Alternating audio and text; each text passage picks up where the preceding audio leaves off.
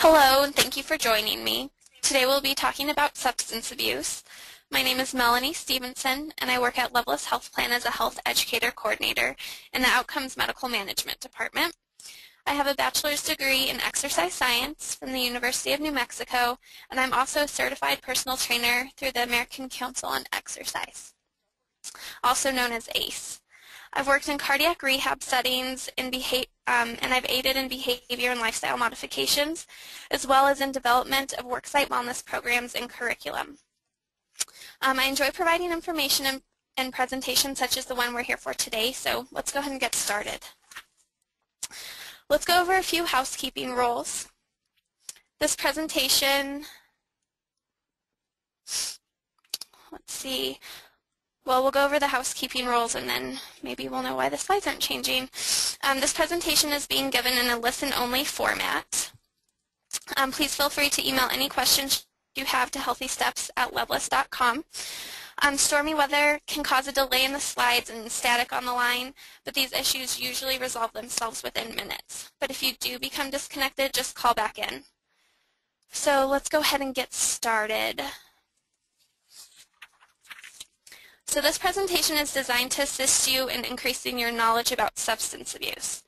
We provide this information to you as part of our Healthy Steps program, and this information, it's not a substitute for treatment for any condition or mental or physical, and so you are encouraged to contact your healthcare provider if you have any concerns about how the content of this presentation may apply to you or someone you care about. In this presentation, we'll talk about the definitions of substance abuse and addiction, the reasons people use and abuse substances, and then also why they become addicted. Also the effects of substance abuse, how substances affect the brain, treatment options available, and then resources for more information on this topic. Let's go ahead and get started by talking a little bit about the definitions and differences between substance abuse and addictions. So we defined substance abuse as using a substance to modify or to control mood.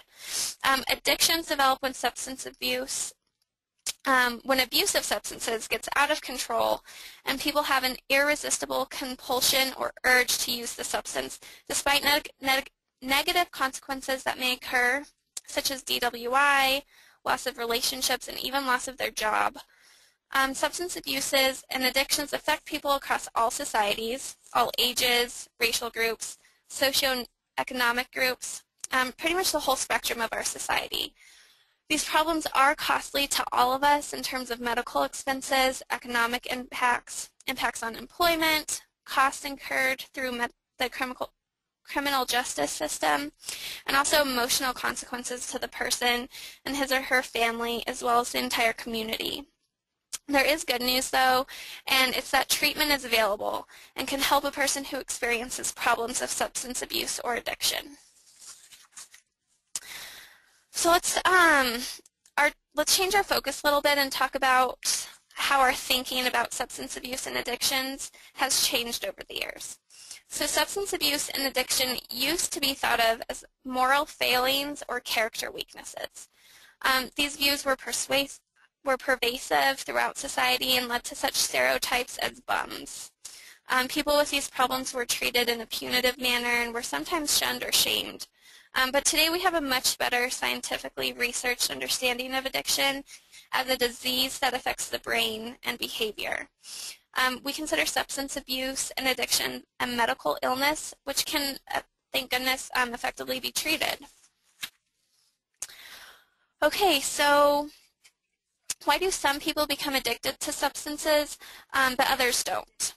Well, the research on this topic has found that there's no one single factor which determines whether or not a person will become addicted to substances, but risk factors for addiction may be influenced by genetic factors such as family history of addiction, as well as environmental factors such as living in a household where substance or use or criminal activities are present, or also having friends or acquaintances who engage in substance abuse. Adolescents are particularly prone to influences of peers, and this is a really vulnerable stage of life because the brain of children and adolescents are not fully mature, and early use of substances can have a negative impact on brain development. Other factors which may lead people to become addicted include early substance use and how a person actually takes the drug. For example, smoking or injecting a drug into a vein increases its addictive potential and speeds up the likelihood of becoming addicted. Now let's go ahead and discuss some of the effects of substance abuse on a person's life. So substance abuse and addictions affect people emotionally, physically, and behaviorally. So some of the emotional effects may include aggression, burnout, anxiety, depression, paranoia, and also denial. The physical effects may include weight loss, sweating, chills, and then things that are more obvious such as the smell of alcohol.